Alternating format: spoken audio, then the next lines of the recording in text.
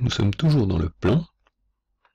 Considérons un point A et deux demi-droites issues d'un point A.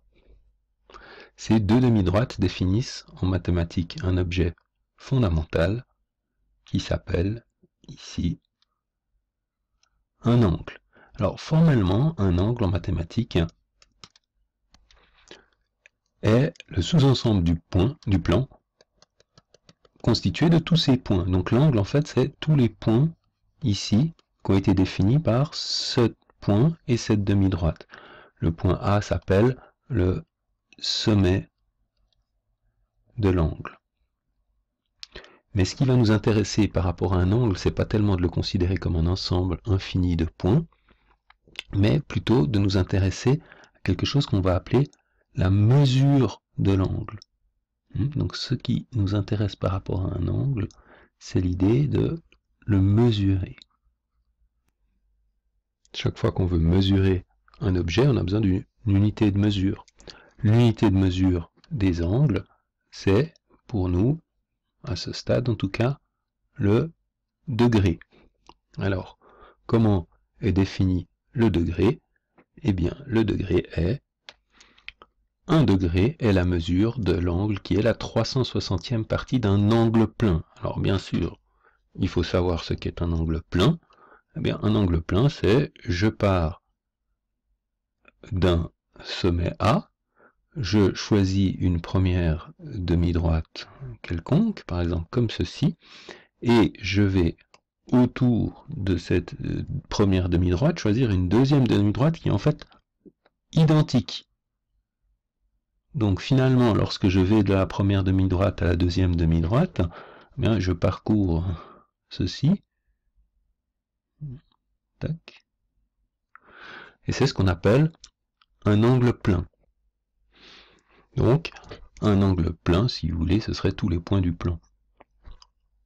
Un angle plein, on décide qu'il mesurera 360 degrés. Donc 1 degré, c'est un angle qui est 1/360e d'un angle plein. Donc à partir de ceci, on comprend tout de suite que si je prends comme point sommet ici A, et que je choisis une demi-droite ici et une autre demi-droite qui est la propriété que ensemble j'ai ici une unique droite, alors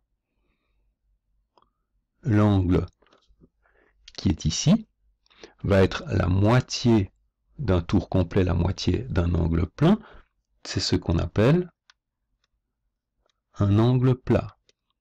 Et si tout à l'heure on a admis que par définition un angle plein mesure 360 degrés, eh bien un angle plat va mesurer bien sûr la moitié, c'est-à-dire 180 degrés.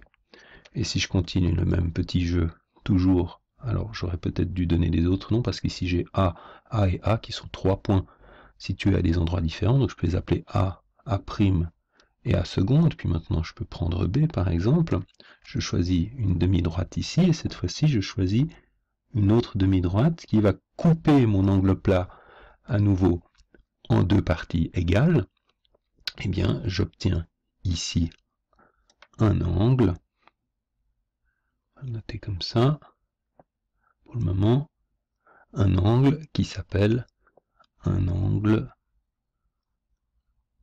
droit, qui bien sûr mesurera la moitié d'un angle plein, donc 90 degrés. Donc un angle droit c'est le quart d'un angle plein, ou la moitié d'un angle plein, un angle plat c'est la moitié d'un angle plein. En termes de mesure, l'angle plein 360 degrés, l'angle plat 180 degrés, l'angle droit 90 degrés. L'angle droit s'indique également avec la notation un petit carré comme ça, avec un point dedans, souvent. Au niveau du vocabulaire, il y a encore quelques mots importants à connaître. Je repars sur une nouvelle feuille, je choisis un point, je choisis ici une droite qui passe par A, une autre droite qui passe aussi par A. J'ai donc ici, par rapport à A, une demi-droite qui est ici,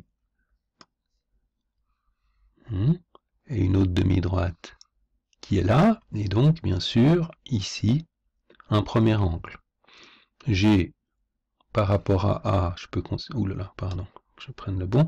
Par rapport à A, j'ai ici une demi-droite, ici une autre demi-droite, et j'ai donc ici un autre angle. Nous avons vu que les droites se notaient le plus souvent avec des lettres minuscules, que les points se notaient le plus souvent avec des lettres majuscules dans l'alphabet latin, et les angles se notent, eux, le plus souvent avec des lettres grecques. Donc par exemple ici, je pourrais considérer l'angle alpha, et ici, l'angle bêta. Dans cette situation, où l'angle alpha et l'angle bêta sont construits sur des demi-droites qui ensemble forment une droite, on parle d'angle opposé. Terminologie complète, c'est opposé par le sommet. Et donc on pourrait dire que alpha et bêta, ici, sont des angles opposés. On démontrera plus tard un théorème qui dit que si alpha et bêta sont deux angles opposés, donc si alpha et bêta sont opposés, alors leurs mesures sont égales. L'énoncé de ce théorème est l'occasion de mettre le doigt sur une petite difficulté, enfin petite, tout est relatif. Ici, lorsque je dis alpha et bêta sont opposés, je suis en train de parler des angles, c'est-à-dire des objets. Je vous rappelle que alpha, c'est en fait l'ensemble des points qui sont situés et délimités par le sommet A et les deux demi-droites qui sont ici, alors que bêta, c'est l'ensemble des points qui sont ici. Ce qui veut dire qu'en termes de sous-ensemble de points, les points qui sont ici dans la zone verte et les points qui sont dans la zone rouge ne sont pas du tout les mêmes points. Mais j'ai quand même écrit ensuite alpha égale bêta. Donc dans la première partie du théorème ici, alpha et bêta sont opposés, je parle des angles. Alors, alpha égale bêta, là je parle de la mesure des angles. Donc les alpha et bêta peuvent à la fois représenter un objet géométrique, un ensemble de points, et des objets numériques, c'est-à-dire un nombre qui est le résultat de la mesure de l'angle. Et il n'y a pas de distinction entre mathématiques entre l'objet géométrique et la mesure de cet objet géométrique.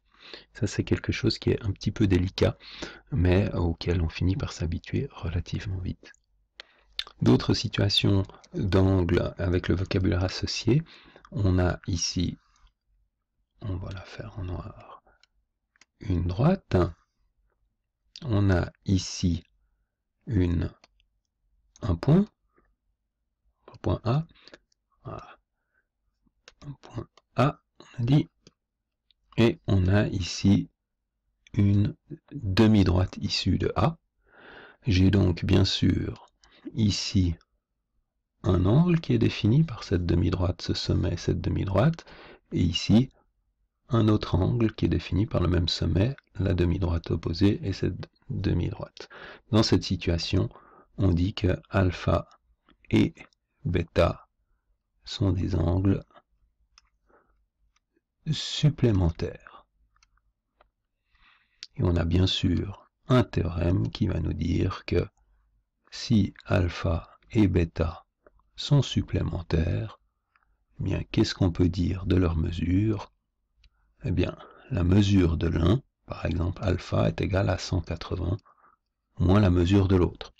Ça, c'est un théorème très facile à démontrer parce que bien sûr, la somme des deux, ici alpha plus bêta, fait 180, donc l'un est égal à 180 moins l'autre. Une autre situation classique, c'est de partir d'un sommet de deux demi-droites qui crée ici un angle droit, et de prendre une troisième demi-droite quelconque. On définit de nouveau de la même façon, ici, avec cette demi-droite là, et cette demi-droite-ci, pour le sommet B, un angle alpha, et ici, avec la même demi-droite, mais cette fois-ci, celle-ci, nous définissons un angle bêta. Donc la première situation, c'était en fait si on coupe un angle plat en deux parties pas forcément égales, ça s'appelle supplémentaire. Si on coupe un angle droit en deux parties pas forcément égales, on obtient donc plutôt on définit le mot de vocabulaire que les deux angles alpha et bêta sont complémentaires. Complémentaires. Et on a bien sûr le théorème symétrique qui nous dit que si alpha et bêta sont complémentaires, bien sûr l'un est égal à 90 moins l'autre, puisque étant partie d'un angle droit, la somme alpha plus bêta doit faire 90, donc alpha égale 90 moins bêta, ou bêta égale 90 moins alpha.